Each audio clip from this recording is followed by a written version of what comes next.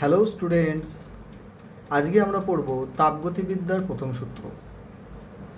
থার্মোডাইনামিক্সের first ল একটি important chapter এবং এখান থেকে অনেক নিউমেরিক্যালস আসে এবং থিওরিটিক্যাল কোশ্চেনও অনেক হয়।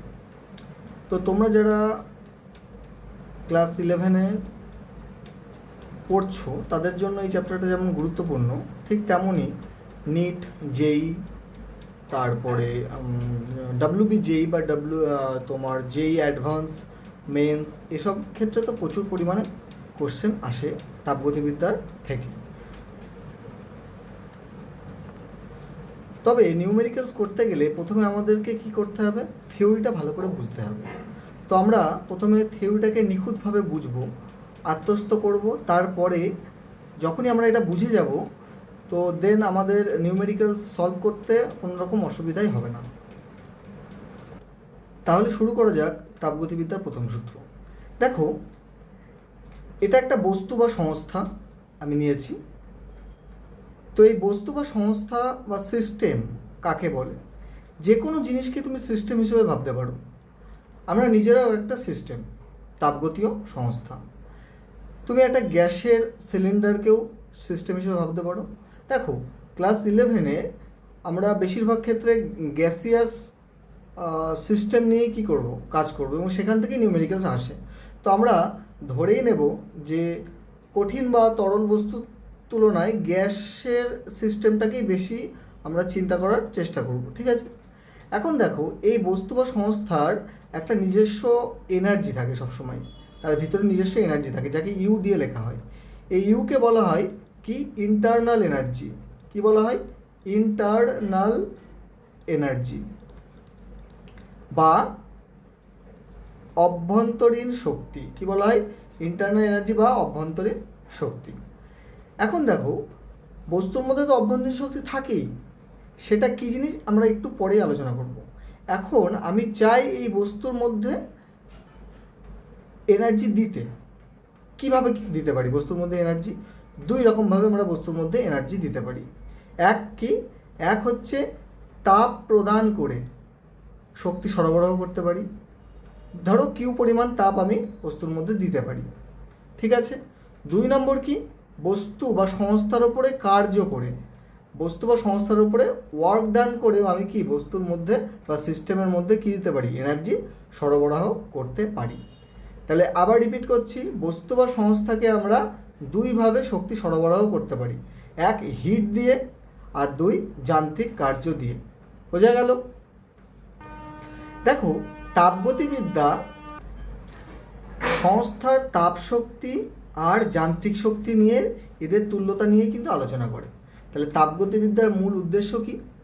আমাদের এই কোর্সের মধ্যে আমরা যেটুকু জানি যে তাপগতিবিদ্যা মানে অ্যাকচুয়ালি কিন্তু যে কোনো প্রকার শক্তিরই তুল্যতা হয়, কিন্তু আমাদের ক্লাস 11-এর জন্য তাপ শক্তি আর যান্ত্রিক শক্তির তুল্যতা নিয়েই কিন্তু আলোচনা হবে। তাপগতিবিদ্যার প্রথম সূত্রের আলোচ্য বিষয়ই এটা। বোঝা গেল? দেখো, যখন কার্য তাপে অথবা তাপ কার্যে রূপান্তরিত হয় তখনই ব্যয়িত শক্তি, ব্যয়িত কার্য এবং উৎপন্ন তাপ পরস্পরের সমানুপাতি হয়। এর বিষয়টা মানেটা কি আমরা বুঝে নিই। যখন কার্য তাপে, ধরো আমি হাতে হাত ঘষছি, এতে কি হচ্ছে? কার্য থেকে তাপ উৎপন্ন হয়, বা তাপ থেকেও কার্য করা যায়, ঠিক আছে? হিট ইঞ্জিন যেগুলো করে, আমরা যে গাড়ি চালাই, যে কোনো প্রকার, যে পেট্রোল, ডিজেল, গ্যাস, যেটা দিয়েই আমরা, যে দাহ্য পদার্থ দিয়েই বা জ্বালানি দিয়েই গাড়ি চালাই না কেন, সেখানে হিট তৈরি হয়। সেই হিট থেকে কী তৈরি হয়? কি উৎপন্ন হয়? কার্য। আমরা যান্ত্রিক কার্য পাই, যন্ত্রটা চলে। তাহলে কার্য তাপে অথবা তাপ কার্যে যে রূপান্তরিত হয়, তখন ব্যয়িত যে কার্য হয়, আমরা যে কার্য ব্যয় করি, অর্থাৎ হাতে হাত ঘষলে যে পরিমাণ কার্য ব্যয় করি তার থেকে তার তাপ উৎপন্ন হয়, তারা পরস্পরের সমানুপাতি হয়। এটাই কিন্তু ফার্স্ট লয়ের একটা অনুসিদ্ধান্ত। অর্থাৎ এটা অ্যাকচুয়ালি জুলের ল বলে, জুলের সূত্রও বলে। তো জুলের সূত্র দু রকমের হয়, একটা হচ্ছে ওয়ার্ক অ্যান্ড হিটের ক্ষেত্রে, আর একটা হয় ইলেকট্রিসিটির ক্ষেত্রে, ঠিক আছে? সেটা নিয়ে ইলেকট্রিসিটি যে চ্যাপ্টার, সেখানে আলোচনা করা হবে। সেটাও হিটই জেনারেট করে। তো এখানে যেটা আমরা দেখছি যে জুলের সূত্রে কি বলছে, বা ফার্স্ট লয়ের যে অনুসিদ্ধান্ত সেখানে বলছে যে ধরো কোনো একটা সংস্থা আছে, সিস্টেম, এই সিস্টেমের ওপরে আমরা কার্য করছি। কতটা কার্য করছি? ডাব্লু পরিমাণ কার্য করলাম। তাহলে সংস্থা আমাকে কি দেবে? সংস্থা আমাকে কিউ পরিমাণ হিট দেবে। ঠিক আছে, তাহলে আমি একটা সংস্থার উপর ডাব্লু পরিমাণ কার্য করলাম, যার ফলে সেই সংস্থা আমাকে কিউ পরিমাণ হিট দিল। এটাকে আমি যেটা উদাহরণটা দিলাম, আমাদের হাতে হাত ঘষছি, এই হাতটা কি এখন সংস্থা। তো হাতটা একটা থার্মোডাইনামিক সিস্টেম, সেই সিস্টেমে যখন আমি কাজ করছি, অর্থাৎ এই ঘর্ষণ ডাব্লু পরিমাণ ওয়ার্ক করছি, যার ফলে দেখবা হিট, আমরা হাতটা গরম হচ্ছে, অর্থাৎ এই সিস্টেমটা কি করছে? কিছুটা হিট জেনারেট করছে, সেটার পরিমাণ কি? কিউ। তাহলে সেই যে ডাব্লু কার্য, এই কার্যটা আর এই হিটটা, উৎপন্ন হিট পরস্পরের সঙ্গে কি? প্রপোর্শনাল। এখন দেখো, প্রপোর্শনাল তুলে দিলে আমরা কি আসে জানি? একটা কনস্ট্যান্ট আসে, একে জে বলা হয়। এই জে এর একটা নাম আছে, একে বলা হয় তাপের যান্ত্রিক তুল্যাঙ্ক। কি বলে? তাপের যান্ত্রিক তুল্যাঙ্ক। তাহলে ডাব্লু সমান কি পেলাম? J Q. এটা ইম্পর্টেন্স টার্মে রাখো, নোট ডাউন করো। আচ্ছা, তোমরা কিন্তু অবশ্যই নোটবুক এবং পেন নিয়ে বসবে যখন লেকচারগুলো অ্যাটেন্ড করবে। তো এই যে আমি যেগুলো বক্স করে দেব বা আলাদা কালি, অন্য কালার পেন দিয়ে যেগুলোকে আইডেন্টিফাই করবো, সেগুলোকে অবশ্যই তোমরা নোট ডাউন করবে। এতে কী হবে? পরীক্ষার সময় রিভাইজ দিতে তোমাদের সুবিধা হবে। বোঝা গেল? এবার দেখো, এই টার্মগুলো তোমরা জানো, নিচু ক্লাসে পড়েছো যে 1 ক্যালোরি সমান কত হয়? 4.186 জুল হয়। ঠিক আছে, এগুলো ইম্পর্টেন্ট ম্যাথ সলভ করার জন্য, ক্যালোরি থেকে জুলের কনভার্সনে। এখন দেখো, জে সমান কি হয়? ডাব্লু বাই কিউ, তাই না? যদি ডাব্লু সমান জে কি হয়? জে সমান ডাব্লু বাই কিউ। এই জে এর বিভিন্ন মান আছে, সেগুলো আমরা দেখে নিই একবার। তাপ কিউ, কার্য ডাব্লু, জে হচ্ছে তাপের যান্ত্রিক তুল্যাঙ্ক। তাপের একক কি হয়? ক্যালোরি, সিজিএস একক হয়। কি একক? সিজিএস। আর জুল কি হয়? এসআই একক। এখন দেখো, আমরা যদি তাপকে ক্যালোরি এককে নিই, তাহলে ডাব্লু অর্থাৎ কার্যকে দুইভাবে নিতে পারি। এক আর্গ এককে, কারণ কার্যের দুটো একক হয়, আর্গ আর জুল। তাহলে আর্গে নিলে জে এর ভ্যালু কত হয়? 4.186 × 10⁷ আর্গ পার ক্যালোরি। কেন? কার্যকে আমি এখানে আর্গ নিচ্ছি। ঠিক আছে, কার্যকে আমি এখানে আর্গ নিচ্ছি, ইআরজি, বাই কিউকে কি নিচ্ছি? ক্যালোরি। তাহলে কি হচ্ছে? আর্গ পার ক্যালোরি দাঁড়াচ্ছে। এখন যদি আমি কার্যকে জুল নিই, তাহলে এখানে হবে জুল আর নিচে হবে কি? ক্যালোরি। তখন জের এককটা কি হয়ে যাবে? Joule per calorie. সেটার ভ্যালু কত হয়? 4.186। কেন হয়? কারণ আমরা জানি 1 জুল সমান কত? 10⁷ আর্গ। এটা আমরা জানি। তাহলে এই যে 10⁷ এখানে আছে, দেখতে পাচ্ছ? এই 10⁷ সমান হয়ে যাচ্ছে 1 জুল, ওই জন্য 10⁷ এখান থেকে উঠে যাচ্ছে। বোঝা গেল? সেটা মুছে দিই। আচ্ছা, এবার দেখো, এখানে 10⁷ সমান কী হবে? 10⁷ আর্গ সমান কী হবে? 1 জুল, ওই জন্য এটা উঠে গেল। নেক্সট দেখো, আমরা তাপকে যদি জুলে নিই এসআইতে, কার্য জুলে এসআইতে, তাহলে জুল পার জুল কত হচ্ছে? 1 হয়ে যাচ্ছে। সেক্ষেত্রে জের কিন্তু কোনো একক থাকবে না। তাহলে তাপের যান্ত্রিক তুল্যাঙ্কর কিন্তু এসআইতে কোনো একক হয় না, এটা মনে রাখবে। ঠিক আছে? নেক্সট দেখো, নেক্সট আমরা যেটা নিয়ে আলোচনা করব সেটা হচ্ছে কি? অভ্যন্তরীণ শক্তি বা ইন্টারনাল এনার্জি। এটাকে ইউ আকারে দিয়েছিলাম, একদম ফার্স্টে যে পিকচারটা এঁকেছিলাম সিস্টেমের ক্ষেত্রে, সেখানে ইউ চিহ্ন দিয়েছিলাম। ইউ হচ্ছে অভ্যন্তরীণ শক্তি। কোনো বস্তুর অভ্যন্তরীণ শক্তি ইউ বস্তুর অণুগুলির গতিশক্তি, এটা মনে রাখবা। গতিশক্তি, সেটা কী রকমের গতিশক্তি হতে পারে? অণুগুলোর রৈখিক গতিশক্তি হতে পারে, ঘূর্ণন হতে পারে, কম্পন হতে পারে। এই 3 প্রকার গতিশক্তি হতে পারে। ও স্থিতিশক্তির সমষ্টি। তো sum of kinetic and potential energy is called internal energy of system. অর্থাৎ অণুগুলোর মোট যে যান্ত্রিক শক্তি, mechanical energy, that's called internal energy. অর্থাৎ ধরো তুমি একটা সিস্টেম নিলে, যে কোনো একটা সিস্টেম, এর মধ্যে গ্যাসিয়াস অণু আছে, ঠিক আছে, অনেক। এখন দেখো, এটা ভালো করে বুঝবে মনোযোগ দিয়ে। এই যে সিস্টেমের মধ্যে প্রতিটা অণু দেখছো, এই অণুগুলোর rotational energy, vibration energy, linear energy যেগুলো আছে, সেগুলোর যে মোট যোগফল, সেটাই কি এর অভ্যন্তরীণ শক্তি। এখন দেখো এই সিস্টেমটাই মুভ করছে ধরো ভি ভেলোসিটিতে, সিস্টেমটা মুভ করছে কত ভি ভেলোসিটিতে, তাহলে কিন্তু তার জন্য এর যে এনার্জি সেটা নয়, কিন্তু সিস্টেমের গতি হতেই পারে। ধরো তুমি একটা উদাহরণ দিই, একটা সিলিন্ডার, গ্যাসের সিলিন্ডারকে তুমি গাড়িতে করে নিয়ে যাচ্ছ, ঠিক আছে? তো গাড়িতে করে যখন নিয়ে যাচ্ছ সিলিন্ডারটা, গাড়ির একটা গতি আছে, সেই গতির জন্য সিলিন্ডারের একটা শক্তি থাকতে পারে, গতিশক্তি, সেটা কিন্তু এর অভ্যন্তরীণ শক্তি নয়, ঠিক আছে? সিলিন্ডারের গতিশক্তিটা কিন্তু এর অভ্যন্তরীণ শক্তি নয়। তাহলে সিস্টেম এখন সিলিন্ডার, সিস্টেমের যে গতিশক্তি মুভ করছে সেটা এর অভ্যন্তরীণ শক্তি নয়। সিস্টেমের মধ্যে যে অণুগুলো আছে, এই যে এই অণুগুলোর ভেতরেও ওই গ্যাস সিলিন্ডারের মধ্যে অণুগুলোও তো ছুটোছুটি করছে, তাই না? তাদের যে মোট এনার্জি সেটাকেই কি বলা হয়? অভ্যন্তরীণ শক্তি বা ইন্টারনাল এনার্জি। আশা করি বুঝতে পেরেছ।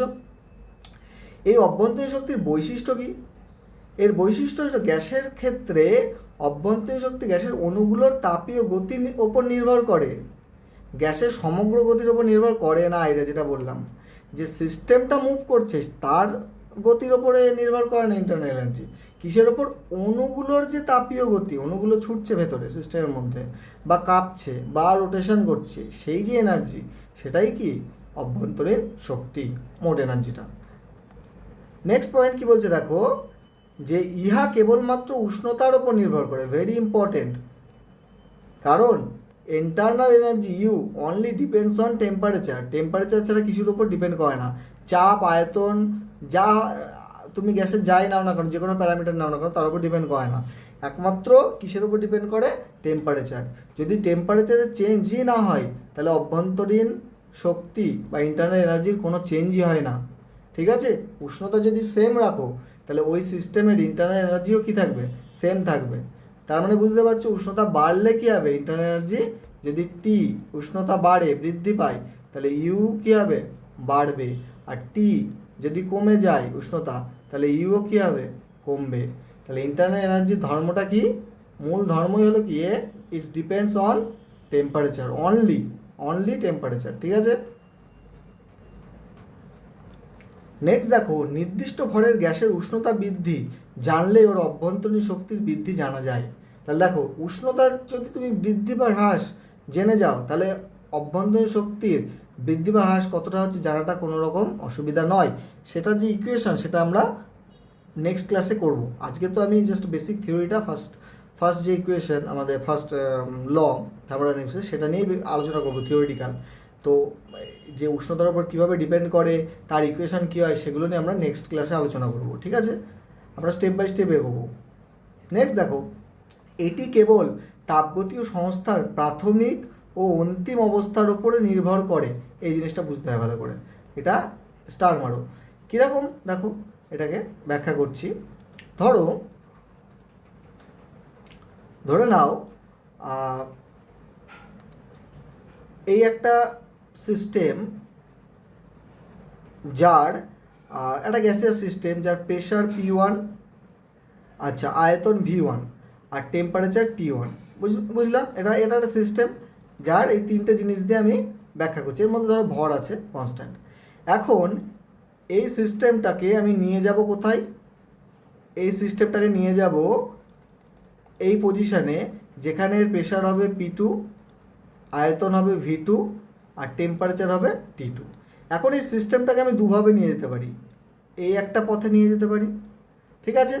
আর একটা পথে নিয়ে যেতে পারি। এটার জন্য একটু অন্য কালার ইউজ করি, ধরে নাও পার্পেল ইউজ করি। এই একটা পথে নিয়ে যাব, ঠিক আছে?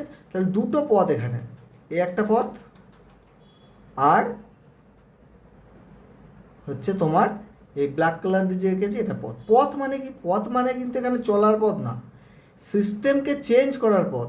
অর্থাৎ P1 V1 এই সিস্টেমের একটা অবস্থা, অর্থাৎ আমাদের প্রেশার এত, ভলিউম এত, টেম্পারেচার এত, সেই পজিশন একই জায়গায় থাকতে পারে গ্যাসটা।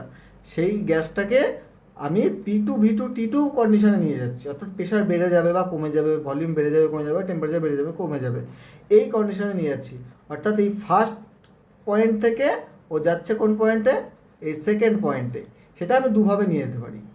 একটা হচ্ছে ধরো এইখানে, আর একটা মাঝখানে এই পথে যাওয়ার সময় হয়ে গেছিলো ধরো T3, P3 আর V3, ঠিক আছে, এই পথে।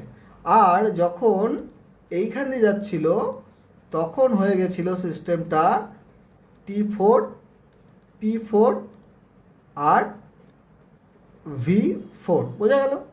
এখন দেখো এই যে পথে যাওয়ার সময়, এটা ধরো ফার্স্ট পথ, 1 নম্বর পথ, এটা 2 নম্বর পথ। 1 নম্বর পথে যাওয়ার সময় দেখো P1 V1 T1 থেকে P3 V3 T3 হয়ে P2 V2 T2 তে গেছে। আর 2 নম্বর পথে P1 V1 T1 থেকে P4 V4 T4 হয়ে কোথায় গেছে? P2 V2 T2। কিন্তু দেখো এদের যে টেম্পারেচারের ডিফারেন্স ডেল্টি 1 আর 2 নম্বর পজিশনে, সেটা কি T2 মাইনাস T1। তাহলে এইখানে যে U হবে U1, এখানে কি হবে U2 হবে। এটা ধরে নাও U3 আর এটা U4, এর অভ্যন্তরীণ শক্তি। এই যে U1 থেকে U2 তে যাচ্ছে, যদি 1 নম্বর পথে যায় U3 হয়ে, তাও U2ই হবে। আবার যদি 2 নম্বর পথে U4 হয়ে যায়, তাও কি হবে? U2ই হবে।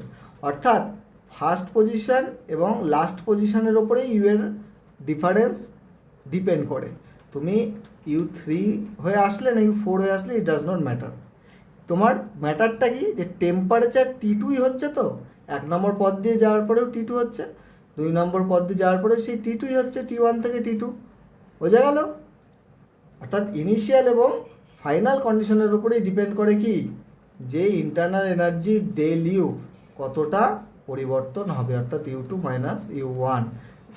এটা does not depend on path, ঠিক আছে? তাহলে এটি কেবল তাপগতীয় সংস্থার প্রাথমিক ও অন্তিম অবস্থার উপরে নির্ভর করে।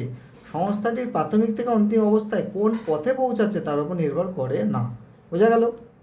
ওকে, নেক্সট দেখো প্রথম সূত্রের গাণিতিক রূপটা এবার আমরা দেখে নেব, ঠিক আছে? প্রথম সূত্রের গাণিতিক রূপ বলেছে, দেখো একটা সিস্টেম বা সংস্থা যে এ অবস্থায় আছে। কোন অবস্থায় আছে? এ অবস্থাটা আরবিটারি অবস্থা আমি ধরে নিয়েছি, যেখানে এর ইন্টারনাল এনার্জি কত? UA। কত? UA। যেহেতু এই অবস্থায় আছে, তাহলে এর অভ্যন্তরীণ শক্তি UA। এখন একে আমি কিউ পরিমাণ তাপ বাইরে থেকে দিলাম। কত তাপ দিলাম? কিউ পরিমাণ তাপ দিলাম। তাহলে সংস্থাটা দেখো নেক্সট কন্ডিশনে যাবে, সেখানে এর অভ্যন্তরীণ এনার্জি কত হয়ে গেল? UB, কারণ এটাকে আমি বি অবস্থা ধরে নিয়েছি। এবং ধরে নিই যে সিস্টেমটা কিছু পরিমাণ কাজও করেছে। কত পরিমাণ? W পরিমাণ কাজ করেছে। তাহলে বিষয়টা, গল্পটা কী দাঁড়ালো, যে একটা সিস্টেম এ অবস্থায় ছিল, যে কিনা ইউ পরিমাণ তাপ নিল এবং তার ইন্টারনাল এনার্জি আগে থেকে ইউএ ছিল। সিস্টেমটা কিউ তাপ নেওয়ার পরে এর যে অবস্থার পরিবর্তন হলো, বি অবস্থানে গেল, তখন এর ইন্টারনাল এনার্জি ইউ বি হলো এবং সে ডাব্লু পরিমাণ কাজ দিল। তাহলে প্রথম অবস্থায় মোট শক্তি কত ছিল? ইউএ প্লাস কিউ, কারণ ইউএ ছিলই অলরেডি আর কিউ পরিমাণ আমি দিয়েছি। দ্বিতীয় অবস্থায় শক্তি কত হলো? ইউবি, পরিবর্তন হয়ে ইউবি হয়েছে ইন্টারনাল এনার্জি, সাথে কিছুটা কাজ দিয়েছে ও, কাজটাও তো এনার্জি, তো এনার্জি থেকে কাজ পাই, কারণ আমরা আগেই জুলের সূত্রে দেখলাম ইকুইভ্যালেন্ট। তাহলে শক্তির যে সংরক্ষণ সূত্র, এটা তো আমরা জানি, ছোটোবেলা থেকে পড়ছি, যে শক্তির সংরক্ষণ সূত্র অনুযায়ী কি বলা হয়, যে প্রাথমিক শক্তি আর অন্তিম শক্তি অলওয়েজ কি থাকে? সমান থাকে। কারণ এ কন্ডিশনে যা শক্তি ছিল, বি কন্ডিশনেও তাই শক্তি হবে, মোট শক্তি যেটা, কারণ বাইরে এখানে শক্তি আর কোনো কোথাও যায়নি বা কোথাও থেকে নেওয়া হয়নি। তাহলে দেখো এখান থেকে UA plus Q R UV plus W সমান হবে। তাহলে কিউ সমান কি দাঁড়াচ্ছে? UV minus UA. ইউএটাকে আমি এখানে নিয়ে চলে আসলাম, মাইনাস হয়ে গেল। তাহলে সেখান থেকে দেখো কিউ সমান আমি কি পাচ্ছি? Del you. ডেল কেন? পরিবর্তন। ইউবি মাইনাস ইউএ, মাইনাস মানে পরিবর্তন, ইউএ থেকে ইউবি কতটা পরিবর্তন হয়েছে? Del U. তাহলে এই ডেল ইউকে আমরা বলবো অভ্যন্তরীণ শক্তির পরিবর্তন, বোঝা গেল? তাহলে দেখো কোনো সিস্টেমকে তাপ দিলে তার অভ্যন্তরীণ শক্তি পরিবর্তন হবে, সাথে কি পাবো? আমি কিছুটা কাজ পাবো। সেটাকে আমি স্টেটমেন্টের আকারে লিখেছি, প্রদত্ত তাপ ইকুয়াল টু কি? অভ্যন্তরীণ শক্তি পরিবর্তন প্লাস বাহ্যিক কার্য। এটাকে দেখো ডিফারেন্সিয়াল ইকুয়েশনেও লেখা যায় ডি কিউ, আচ্ছা ডি নয়, এটা কি? ডি কাট কিউ। কেন? তার কারণ কিউ দেখো পথের উপর নির্ভর করে, আর পথের ওপর যারা নির্ভর করে তাদেরকে অবস্থার সমীকরণ মানে অবস্থার অপেক্ষক বলে না, ঠিক আছে? এ নট এ এক্স্যাক্ট ফাংশন। আর কিন্তু ডি ইউ হয়, কারণ ইউ কি অবস্থার ওপর নির্ভর করে, প্রাথমিক আনন্দিত অবস্থার উপরে, পথের ওপর নির্ভর করে না, ওই জন্য ডি ইউ লিখেছি। ডাব্লিউ সেম, কার্যও কি পথের ওপর নির্ভর করে, তুমি কোন পথে নিয়ে যাচ্ছ তার উপর ডিপেন্ড করে কার্য এবং তাপ। এগুলো আমরা পরবর্তী ভিডিওতে দেখব, ঠিক আছে? এগুলো আপাতত বলে রাখছি, এগুলো মনে রেখো এবং নোট ডাউন করো, ঠিক আছে? তাহলে আলটিমেট আমরা সূত্রটা কি পেলাম? আলটিমেট সূত্রটা পাচ্ছি যে বাহ্যিক কার্য করতে সক্ষম এরূপ কোনো সংস্থাকে যদি আমরা তাপ দিই, সরবরাহ করি, তবে সংস্থা কর্তৃক শোষিত যে তাপ ওই সংস্থার অভ্যন্তরীণ শক্তি বৃদ্ধি করে বা পরিবর্তন করে এবং সংস্থা কর্তৃক বাহ্যিক কার্যের সমষ্টির সমান হয়, ঠিক আছে? অর্থাৎ Q equal to U del U plus W, এটাই হচ্ছে বিষয়। নেক্সট, এই যে সূত্রটা তাপগতিবিদ্যার ফার্স্ট ল, এটা ক্লাসিয়াস দিয়েছিলেন, ঠিক আছে? তিনি কিভাবে এটাকে তাৎপর্য দিয়েছিলেন? বলেছিলেন যে এমন কোনো যন্ত্র আবিষ্কার করাই সম্ভব নয় যাতে শক্তি সরবরাহ না করলে যন্ত্রটি কার্য করে যাবে, এটা সম্ভবই নয়। কারণ যন্ত্র কাজ করাতে গেলে এনার্জি দিতেই হবে, ঠিক আছে? উইদাউট এনার্জি, ঠিক আছে, যন্ত্র কাজ করবে না। তাহলে এখান থেকেই আমরা ফাইনাল কনক্লুশন আসতে পারি যে প্রথম সূত্র আর কিছুই না, শক্তির নিত্যতা সূত্রেরই কি একটি রূপ। অর্থাৎ নিত্যতা সূত্র কী ছিল শক্তির? নিচু ক্লাস মানে ক্লাস 10-এ ছিল তোমাদের, আরও নিচু ক্লাসেও ছিল, যে শক্তিকে সৃষ্টি করা যায় না, ধ্বংস করা যায় না, জাস্ট শক্তির রূপকে বদলানো যায়, তাই না? তুমি আলোক শক্তিকে তাপশক্তি, তাপশক্তিকে আলোক শক্তি, তাপশক্তি থেকে শব্দ শক্তি, সব কিছু পরিবর্তন করতে পারো, কিন্তু তুমি শক্তির সৃষ্টি বা ধ্বংস করতে পারো না। আশা করি তোমরা এই ফার্স্ট ক্লাসটা থেকে যেটা করলাম, ধারণের আজকে ফার্স্ট যে লেকচার, বিষয়টা পুরোপুরি ক্লিয়ার হয়েছে। তোমরা দরকার হলে ভিডিওটা আরেকবার রিপিট করে দেখবা, যে কোনো জায়গায় বুঝতে অসুবিধা হলে সেটাকে আরেকবার বুঝে নিবা, ঠিক আছে? তো দেখা হবে নেক্সট ক্লাসে।